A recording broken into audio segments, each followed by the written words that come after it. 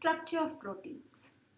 The term protein is adapted to indicate the importance of this class of biomolecules for the survival and perpetuation of life.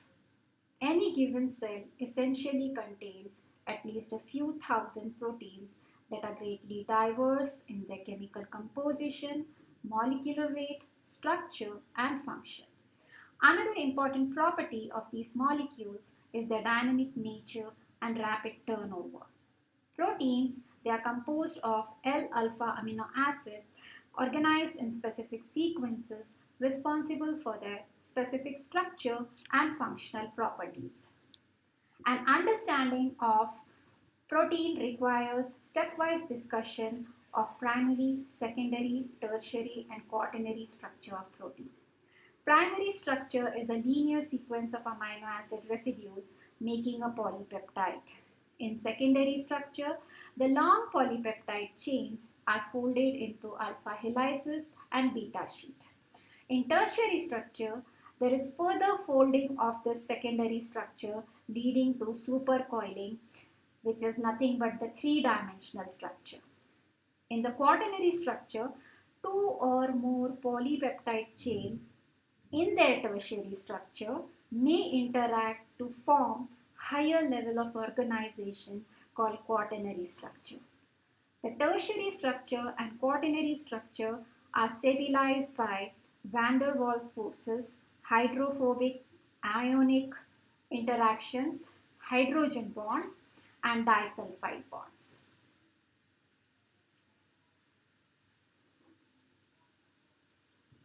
Primary structure of proteins. Purification of protein is usually only a prelude to detailed biochemical dissection of its structure and function. What is it that makes one protein an enzyme, another a hormone, another a structural protein, and still another an antibody? How do they differ chemically? Here, the differences of primary structure can be especially informative. Each protein has distinctive number of sequence of amino acid residues. The primary structure of the protein determines how it folds up into unique three-dimensional structure and thus in turn determines the function of protein.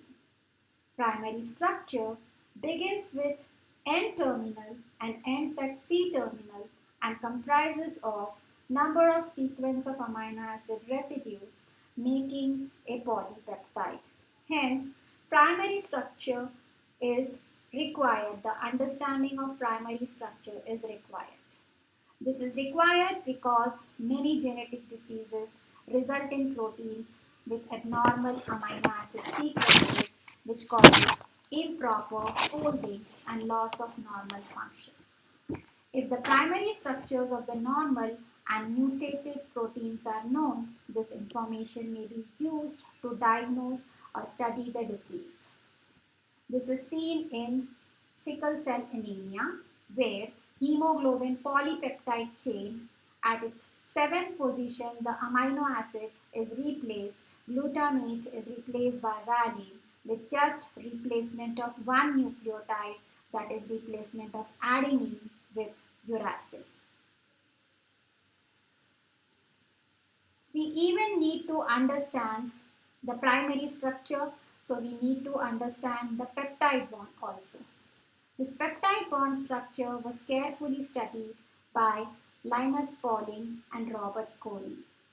In proteins, amino acids are joined by peptide bonds which are amide linkages between the alpha carboxyl group of one amino acid and the alpha amino group of another amino acid.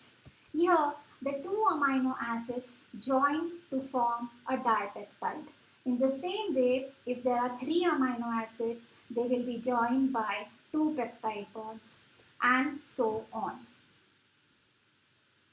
These peptide bonds are very rigid and planar, so they are not broken up easily that denature proteins such as heating or high concentration of urea.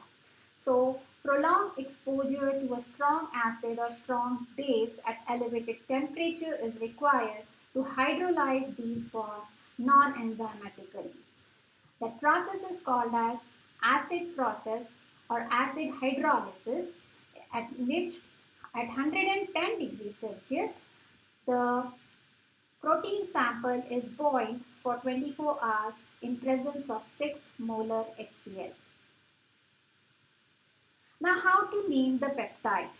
Naming the peptide by convention, N-terminal amino acid is always written on the left and C-terminal on the right. When a peptide bond is named, although amino acid have suffixes, the suffix INE, AN, IC or ATE are changed to YN, which can be named as any amino acid. Like suppose here the example given is a pentapeptide where there are 4 peptide bonds and the sequence is serine followed by glycine, then tyrosine, alanine and then leucine. So when the peptide is named, the last amino acid suffix is not changed, but the rest of the amino acid suffix will be changed to YN. So the peptide is named as Cyril, glycyl, tyrosyl, alanine, leucine. Characteristic of peptide bond. Linus Pauling and Robert Corey carefully analyzed the structure of peptide bond. It is the important covalent bond linking the amino acids in peptides and proteins. Peptides are written with single bond connecting the alpha carboxyl and alpha nitrogen atoms. This bond has a partial double bond character. That is, it is shorter than a single bond. Hence, in the figure over here has been shown the peptide bond resonance structure, where the nitrogen atom carries a partial positive charge on it. Since this peptide bond has a partial double bond character, this prevents free rotation around this bond between the carbonyl carbon and the nitrogen atom of the peptide bond. In the figure, we can see the dashed lines. So those are restricted from rotation. That is, there is no free rotation around the bond between carbonyl carbon and the nitrogen of the peptide. However, the bonds between the alpha carbons and alpha amino or alpha carboxyl groups are freely rotated. That is the reason why a polypeptide chain can assume a variety of possible configurations. The peptide bond is generally a trans bond instead of cis, in large part because steric hindrance of R groups will be there when it is in cis position. Because in cis position, both the side chains, they come closer to each other. But in trans configuration, the side chains, they lie opposite to each other. So there will be no steric clash in case of trans bond, but in case of cis bond, there will be steric clashes between the bulky 2 amino acids having a bulky side chain. Then we would see the polarity of peptide bond. Like all amide linkages, the CO and NH group of the peptide bonds are uncharged. Neither they accept nor release protons over the pH range of 2 to 12. Hence, the amino acids, they are usually classified as polar, non-polar, positively charged amino acid, negatively charged amino acids. The charge groups present in the polypeptides consist solely of N-terminal alpha amino group, the C-terminal alpha carboxyl group, and any ionized group present in the side chains of constituent amino acids. The CO and NH group of peptide bonds are polar and are involved in hydrogen bonds. For example, they stabilize the alpha helix and beta pleated sheet-like structures. Now we will come upon with the sequencing of protein. So the first step to determine the primary structure of polypeptide is to identify and quantitate its constituent amino acid. This can be done on a sequenator, which is even called as the amino acid analyzer. The very first step is acid hydrolysis. So a pure sample of polypeptide is taken and it is subjected to 110 degrees Celsius. At 110 degrees Celsius, it is boiled for 24 hours in presence of 6 molar HCl. So this will give rise to release the amino acids because all the peptide bonds will be broken in that higher conditions. Now the individual amino acids which are produced, they are separated by ion exchange chromatography. Each amino acid, it is sequentially released from the column by eluting with solutions of high ionic strength or high pH. Now the separated amino acids, they are quantitated by heating them with ninhydrin reagent. And the amount of each amino acid is quantitated and determined spectrophotometrically. In this way, this is the first step of determining the amino acid composition of a polypeptide chain. The second step is sequencing of the peptide from its end terminal. Again, the same purified polypeptide sample is taken and it is subjected to either Sanger's reagent or Edman's degradation process. In case of Sanger's reagent, this is the reagent which acts on the N terminal group or amino group of the peptide or protein molecule. This was first used to determine insulin structure. The reagent name is 1-fluoro-2,4-dinitrobenzene. It is also referred as FDNP. So this FDNP, it binds with the free amino terminal end of a polypeptide to form DNP derivative of peptide. Then upon hydrolysis, DNP amino acid is released and the free amino acids are released from the following peptide. So in this way, N-terminal amino acid can be determined. There are different reagents also apart from the Sanger's reagent. Dancyl chloride or dapsyl chloride also can be used for determining N-terminal amino acid. Now about the Edman's degradation process. So in case of Edman's degradation process, this is named after the inventor Per Edman. The reagent is phenyl isothiocyanate. This phenyl isothiocyanate, also called Edman's reagent, reacts with the N-terminal amino group of a polypeptide under mildly alkaline conditions to form PTC adduct, that is phenyl thiocarbamyl adduct. This product is then treated with anhydrous trifluoroacetic acid, which cleaves the N-terminal amino acid residues but leaves the intact rest of the polypeptide chain. The thiazolinone amino acid is selectively extracted into an organic solvent and is then converted into a more stable phenyl thiohydantoin derivative by treatment with aqueous acid. Now this PTH amino acid is then readily identified by chromatography. So in this way, it is possible to determine the amino acid sequence of a polypeptide chain from the amino terminus onwards by subjecting the polypeptide to repeated cycles of Edman's degradation, and after every cycle identifying the newly liberated PTH amino acid. The only difference between Sanger's reagent and Edman's degradation is that in Sanger's reagent, the peptide, that is DNP peptide, is subjected to hydrolysis.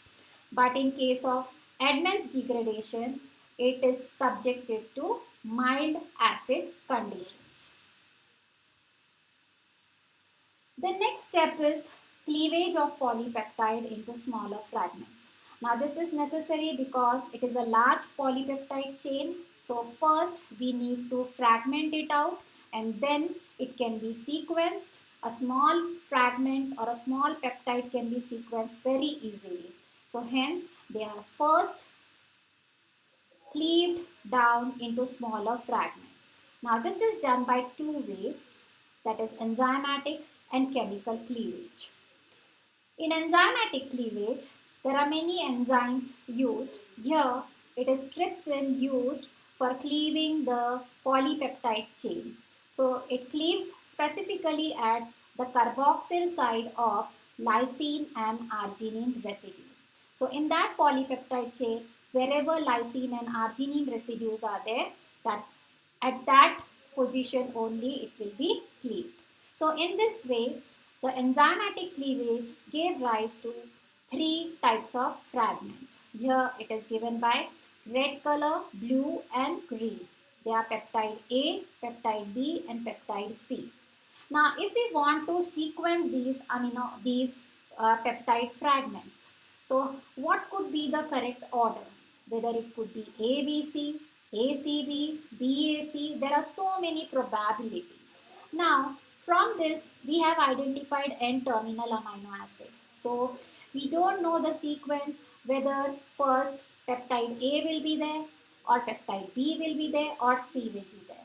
So, like that, there are many possibilities or probabilities of the order of sequence because there are three fragments, so we cannot order it. So, hence, the another chemical cleavage method is utilized over here. That is, it is subjected to a chemical that is cyanogen bromide. Cyanogen bromide cleaves at carboxyl side of methionine residue. So when the same sample was subjected to chemical treatment, it gave rise to two fragments. So these two fragments were named as peptide X and peptide Y. Now here if you see, some portion of the blue peptide is present in the second, that is peptide Y, and the peptide A is overlapping peptide B and C also in this case. Now the overlapping fragments can be generated over here because we know the N-terminal region. We don't know which one is second and which one was third, but because here only two fragments have been produced, so we will be able to find out. So how will we be able to find out? Because these fragments are again sequenced by Edman's degradation process. And then the overlapping peptides will give us the order of sequence. So in this way, overlapping fragments which are generated will permit proper ordering of sequence, providing the complete amino acid sequence of polypeptide. The next process or the next procedure for determining the protein's primary structure is DNA sequencing. Because the sequence of nucleotide in a protein coding region of DNA specifies the sequence of amino acid. So there is correspondence of DNA and amino acid sequence. So this process has a limitation because it cannot predict the position of disulfide bonds in the folded chain or identify modified amino acid, which usually takes place in post-translational modification. Hence, direct protein sequencing is an extremely important tool for determining the true character of primary sequence of many polypeptides. There are many thousands of proteins which have been sequenced. So there are data banks containing protein sequence. So these are the data banks, these are the sites where you can find out the proper sequence. Thank you.